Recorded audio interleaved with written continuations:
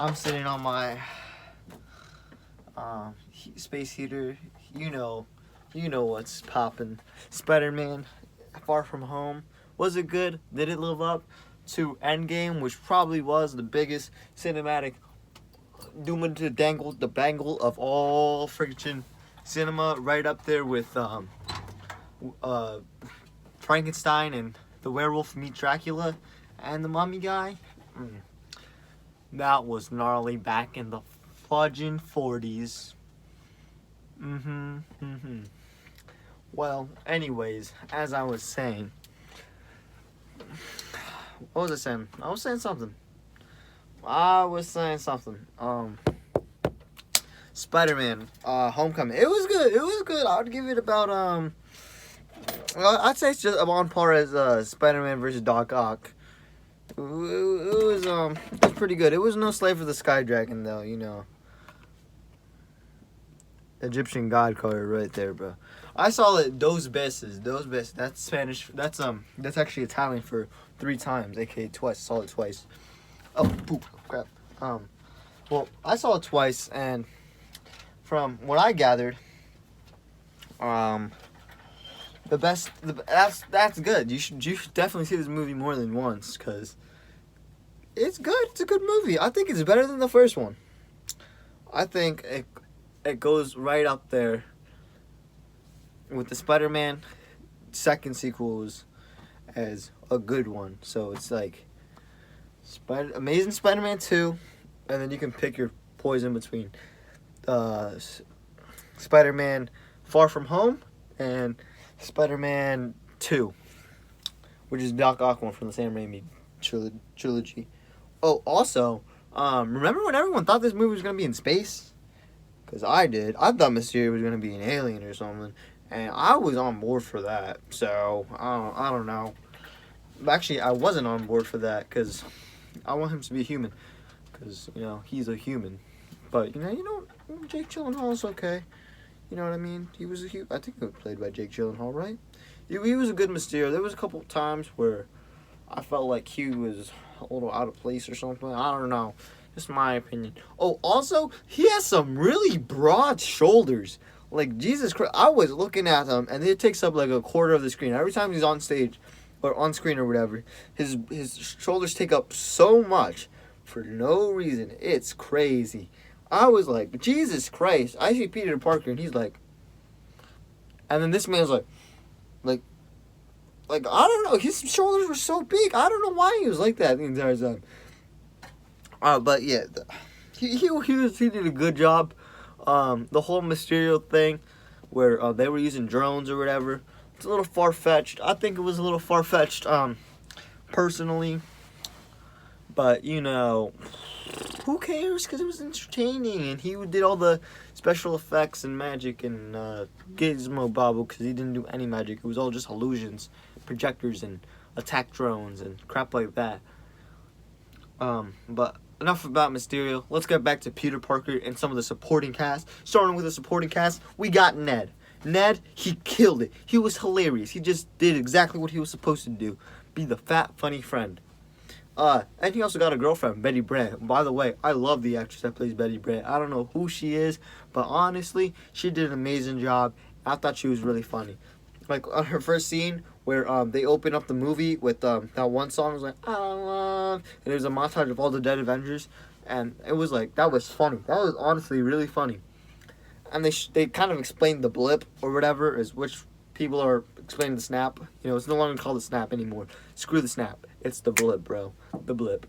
The snap is snapped away. It's now the blip, bro. I changed it with the universe fudging thing or whatever. Someone should, you know what? Someone should send me an Infinity Gauntlet. I think that would be cool. I would probably have that in all my videos, not gonna lie. Besides the Finding Bigfoot. Off topic. MJ, honestly, I don't like MJ. I don't care. I don't like her. She is weird. She's awkward. And I get people like that. But at the same time, I like MJ. I like the one that's like playing hard to get. Sure, MJ's playing hard to get. But she's playing hard to get because she's weird. And you can't read her because she's just so weird. The MJ I like is like a tease. She's like, oh, I like you, maybe. I don't know. This MJ's like, I don't know if I like you. Did you know this place is where they killed people all the time? She has, you know that weird kid that has all those weird facts that they know? By the way, I'm one of those weird kids too, but still, she's one of those, and it's weird. It's weird. I mean, it's kind of weird when a guy does it, but when, like, on-screen female, when she did it, it was weird. I don't like Zendaya. I think she should stay in Euphoria. You ever watch that show? I haven't. I have an HBO account. I could watch it, but I just don't, because I don't care. I don't like her. I don't like her. Flash Thompson, he was funny. He was really fun. Aunt May, perfect. She did her rounds off perfectly.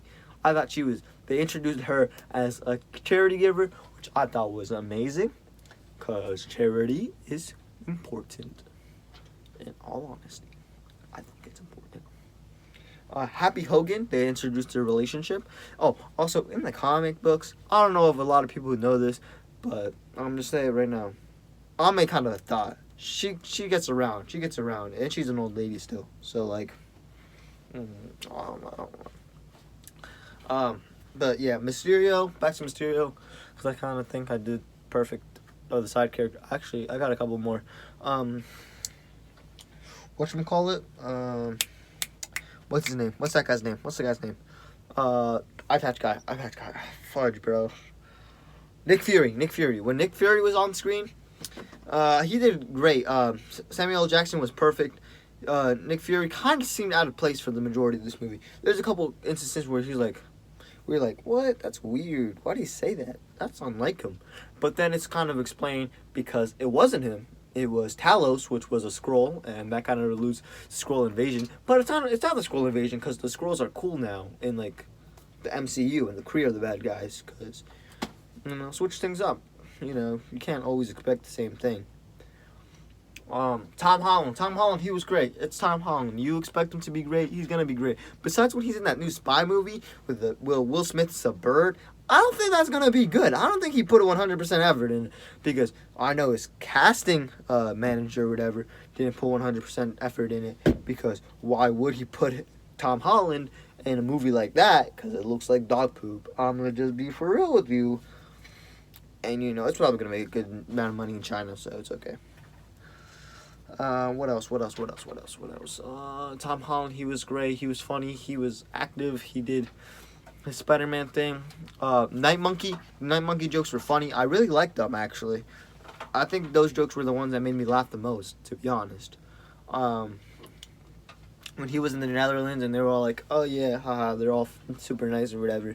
That was funny. What else?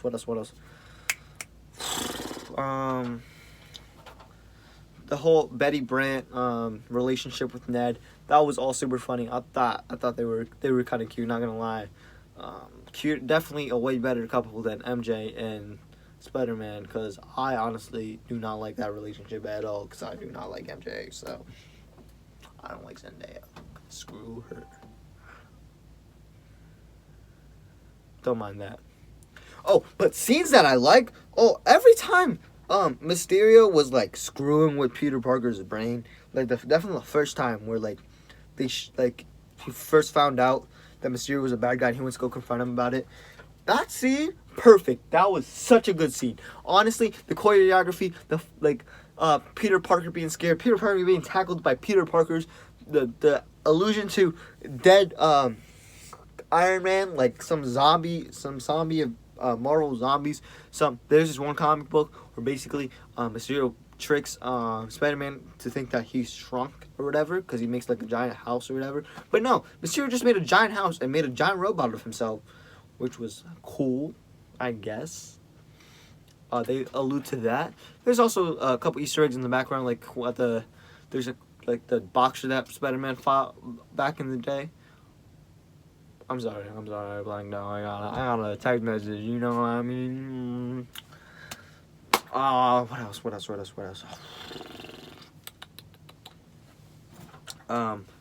So that scene was great. All the fights with, I don't know why I feel like this, but all the fights with all the elementals, they were so fast. I mean, yeah, it's a 2-hour movie, so I guess they should be fast.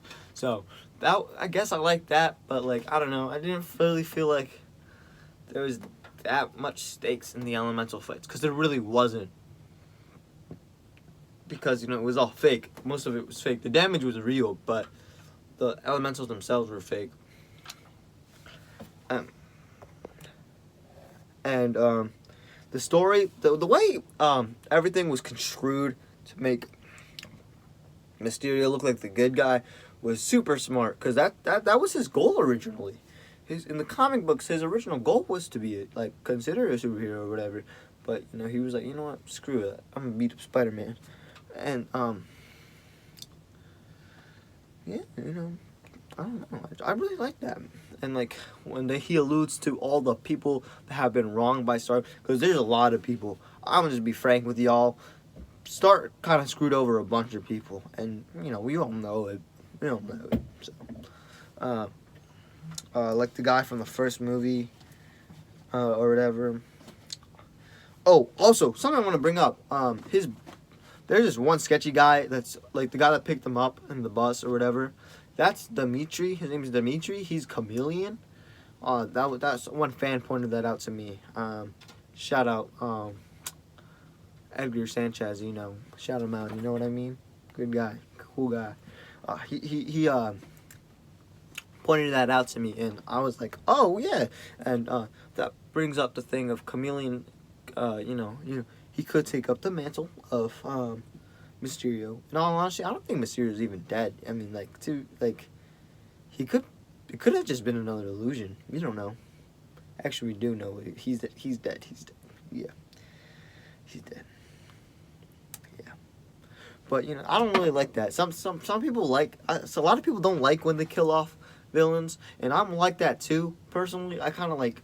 They could build them up. They could use the same villain twice. I'm not saying, use the same villain over and over again, or a villain that's like the same person. I'm talking about use a villain and then give him a new motivation to why he wants to be Spider-Man or any other superhero.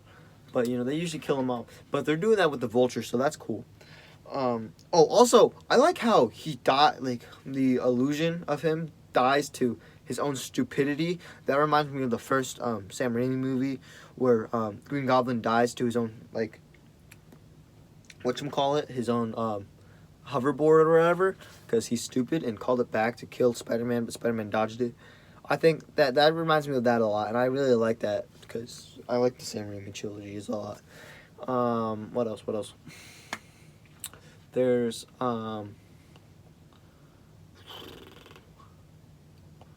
yeah, I don't know. That's about it, to be honest. The final fight was cool, I guess.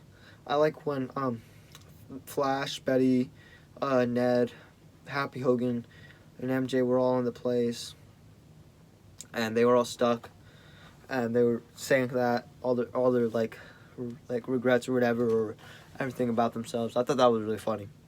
That scene was funny. I like how Mysterio slowly became more unstable as the movie progressed. That was great. Oh, when he tried to kill this classmate, what's his name? Brock? Was his name Brock? No, it was not Brock. It was I forgot what his name. When he tried to kill the Asian guy, that was funny. All the Spider Monkey stuff. I mean, not the Spider Monkey. The Night Monkey stuff was funny. What else? Dimitri was funny. Yeah, that's about it. I don't like how, actually, I like most of the movie, in all honesty. Just a few things I don't like. Oh, back to the end credit scenes now. Everyone knows who Peter Parker is, because, everyone knows who Spider-Man is, because J. Jonah Jameson announced it on live TV, basically. Also, they got the same guy that played J. Jonah Jameson in, the original Sam Raimi trilogy to play him again, which I thought was A+. I love that. Made the movie at least went from 8 and a 7 to an 8, which it already is a 9 in all honesty. So yeah, that was great. So I want to see how Peter Parker gets out of that, because all the bad guys are going to be up his king caboodle from now on, because everyone knows who he is. Similar to how Iron Man had it, because everyone knew who he was, because he was one already super famous, and he's at it already. So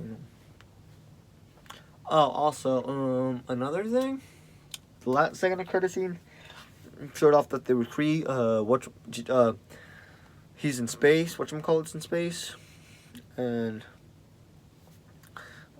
Samuel L. Jackson's character's in space. Nick Fury's in space, and yeah, that's about it.